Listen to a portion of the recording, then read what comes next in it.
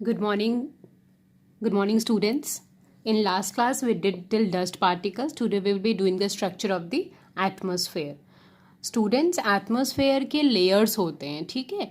जो breathe कर रहे हम air, that is atmosphere है. पूरा ही हमारा atmosphere है. Okay. Atmosphere has been divided into few layers. ठीक है. तो हमें अब इस टॉपिक में ये कवर करेंगे कि क्या क्या layers present है. ओके कौन कौन से लेयर्स प्रेजेंट है. Structure of the atmosphere. The atmosphere is an integral part of the earth and surrounds the earth from all the sides. तो एटमॉस्फेयर क्या है कि इंटीग्रल यानी इम्पॉर्टेंट पार्ट है अर्थ का. ठीक है. और अर्थ लेयर क्या है? सराउंडेड है फ्रॉम ऑल द साइड्स. ठीक है. जैसे ये अर्थ है, दिस इज अर्थ, और अर्थ के आसपास क्या है? Atmosphere. Okay. The atmosphere consists of zones or layers that are arranged like a spherical shapes. तो एटमॉस्फेयर के डिफरेंट जोन्स हैं, लेयर्स हैं, जो कि अलग अलग परत की तरह एक के बाद परत की तरह. जैसे प्याज होता है ना, प्याज में डिफरेंट लेयर्स होते हैं. उसी तरीके से एटमॉस्फेयर के डिफरेंट लेयर्स होते हैं. The atmosphere is divided into 5 layers. तो एटमॉस्फेयर कितने लेयर्स में डिवाइडेड है? 5 लेयर्स में. ओके. देखो नीचे on page number 19 a diagram is given. ठीक है. ये different layers of the atmosphere है. हमारे ठीक ऊपर कौन सा लेयर है? It is troposphere. ठीक है. ट्रोपोस्फेयर. उसके ऊपर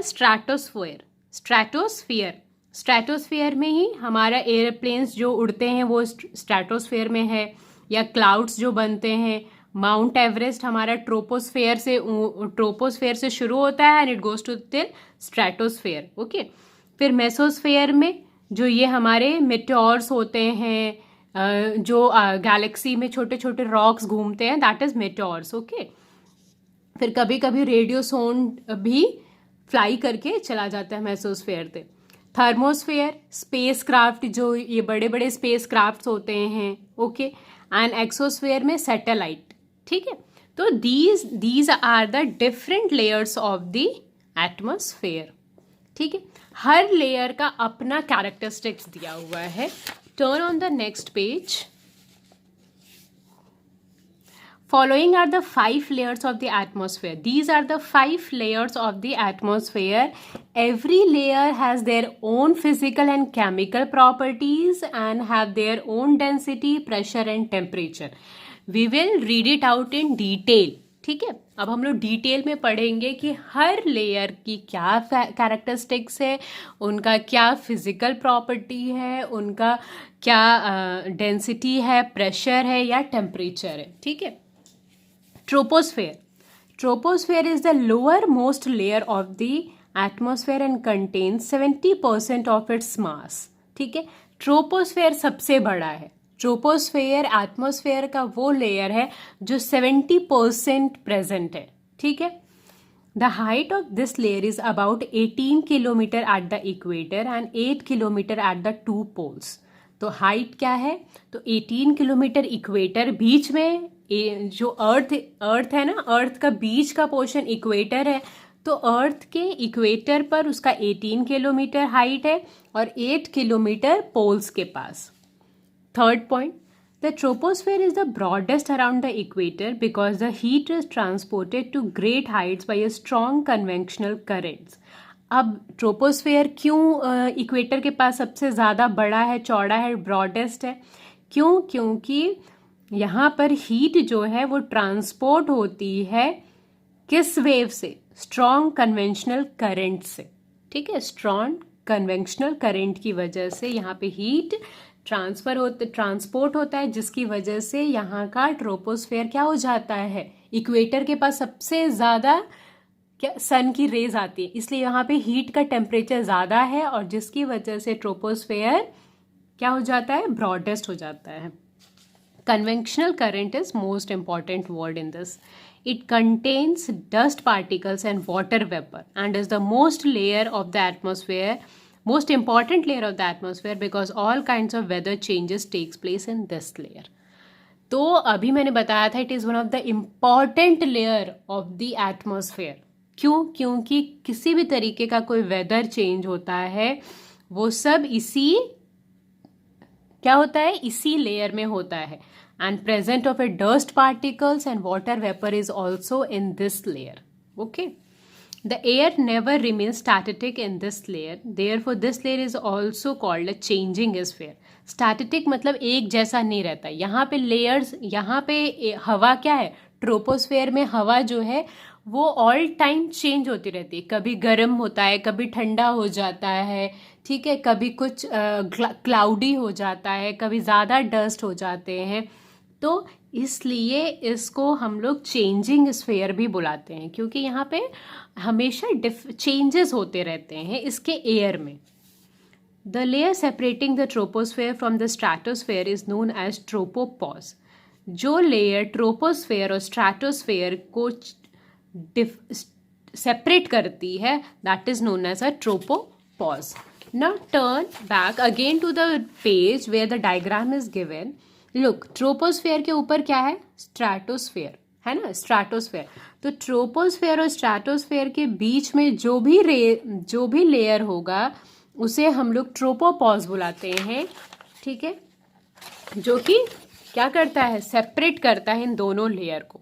तो ट्रोपोस्फेयर के ठीक ऊपर कौन सा लेयर है, स्ट्रैटोस्फेयर। इसी बहाने आप लोग याद भी कर लेंगे, ठीक है।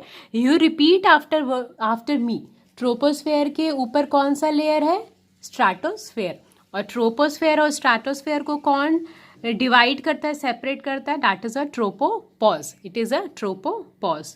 The air temperature at the tropopause is about 80 degrees Celsius over the equator and about the 45 degrees Celsius over the poles. तो ट्रोपोपॉज का टेम्परेचर क्या है, तो 80 degree Celsius at the equator. Why? Because on the equator the sun directly hits, the sun rays directly hits, ठीक है। And on the poles the temperature is 45 degree Celsius, क्योंकि यहाँ पे सन रेज ईजली नहीं पहुंच पाता, ठीक है। The temperature here is almost constant and hence it is called tropopause. और यहाँ का टेम्परेचर जो है वो और नियर अबाउट सेम ही रहता है, डज नॉट चेंजेस, ठीक है। The tropopause is like a lid over the troposphere where the temperature stops decreasing with height. अब देखो, ट्रोपोपॉज एक तरीके से समझ लीजिए कि ट्रोपोस्फेयर के ऊपर एक लिड है, एक ढक्कन का काम करता है, जिसके ऊपर, उस ढक्कन के ऊपर टेम्परेचर में कोई चेंजेस नहीं होता। और ट्रोपोस्फेयर में क्या होता है कि टेम्परेचर के साथ साथ क्या होता है, हाइट के साथ साथ टेम्परेचर भी घटने लगता है, ठीक है। तो ट्रोपोपॉज क्या करता है, एक कैप, एक ढक्कन का काम करता है। तो troposphere pause is like a lid over the troposphere with the temperature stops decreasing with the height, ठीक है। तो जैसे होता है ना कि जब हम पहाड़ों पे जाते हैं, यानी कि हम लोग का जब ऊपर पहुंचते हैं पहाड़ के ऊपर, तो क्या होता है, टेम्परेचर जो है वो धीरे धीरे डिक्रीज होने लगता है, यानी कि हाइट के साथ साथ टेम्परेचर क्या होता है, डिक्रीज होता है। पर ट्रोपोपॉज के ऊपर यानी कि बाकी लेयर्स में टेम्परेचर के साथ साथ हाइट के साथ साथ टेम्परेचर डिक्रीज नहीं होता। Okay, now the next layer after the tropopause, which layer it is, stratosphere. Tropopause के ऊपर कौन सा लेयर है, इट इज अ स्ट्रैटोस्फेयर, ठीक है, stratosphere. The stratosphere is found just above the troposphere and extends up to a height of 50 kilometre above the earth surface. तो earth surface से ऊपर कौन सा है, अर्थ सर्फेस से 50 किलोमीटर ऊपर स्ट्रैटोस्फेयर है, ठीक है। The lower part of the stratosphere is isothermal in character as the temperature almost remains the same up to the height of 20 km. After this, the temperature increases slowly with the increase in the height. तो स्ट्रैटोस्फेयर का जो lowest part है, lower part है, वहाँ पे क्या होता है, टेम्परेचर नियर अबाउट सेम रहता है। बट उसके ऊपर अगर आप बढ़ने लगते हो तो टेम्परेचर, हाइट के साथ साथ टेम्परेचर क्या होता है, गर्मी होने लगती है, इंक्रीज होने लगता है, ठीक है। The temperature increases due to the presence of ozone in the upper part of this layer. तो टेम्परेचर क्या होता है, क्यों इंक्रीज होने लगता है, क्योंकि यहाँ पर ओजोन लेयर का प्रेजेंट है। स्ट्रैटोस्फेयर के अपर पार्ट में ओजोन लेयर प्रेजेंट है, जिसकी वजह से यहाँ का टेम्परेचर क्या होता है, इंक्रीज होने लगता है। Okay, weather related incidents do not take place in this layer.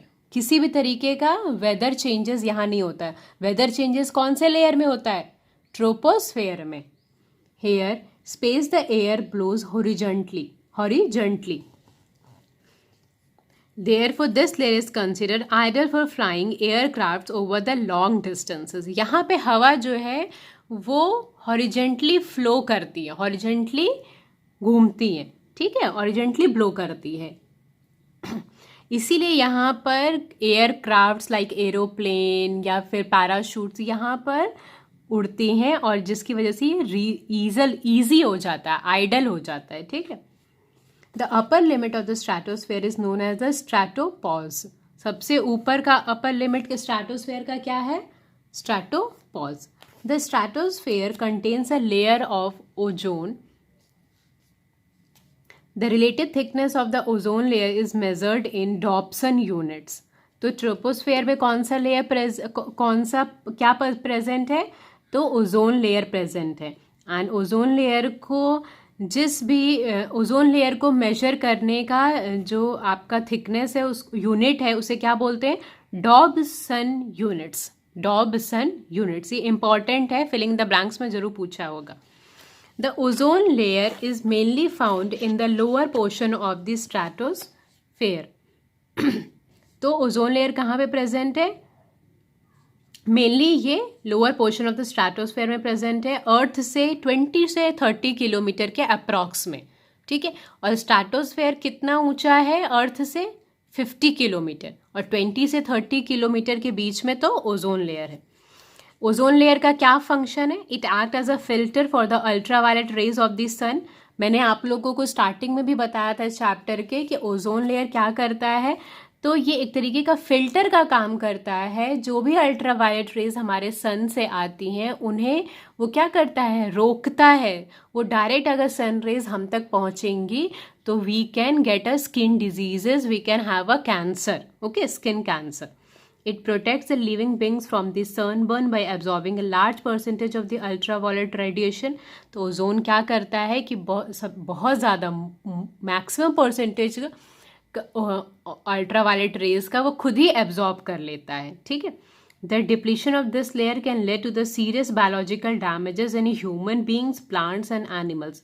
अगर हम लोग टाइम से अगर सचेत नहीं हुए तो ओजोन लेयर धीरे धीरे क्या हो जाएगा, डिप्लेशन करने लगेगा, डिक्रीज करने लगेगा, ठीक है, जिसकी वजह से हमें अल्ट्रावायलेट रेज जो है वो डायरेक्ट हमारे शरीर पर, प्लांट्स पे, एनिमल्स पे आने लगेंगी और हम लोगों को डिफरेंट तरीके की बीमारी हो सकती है। Beyond the ozone layer the temperature starts decreasing again, ठीक है, विद द इंक्रीजिंग एल्टीट्यूड। और ओजोन लेयर के बियॉन्ड, ओजोन लेयर के ऊपर फिर से क्या होता है, नीचे ओजोन लेयर के नीचे टेम्परेचर क्या होता है, वो डिक्रीज होने लगता है जैसे जैसे हाइट इंक्रीज होती है, ओके, बियॉन्ड, उसके ऊपर, ठीक है। So today we did troposphere and stratosphere. Students, read these two layers. Okay, if you have any problem you can ask me.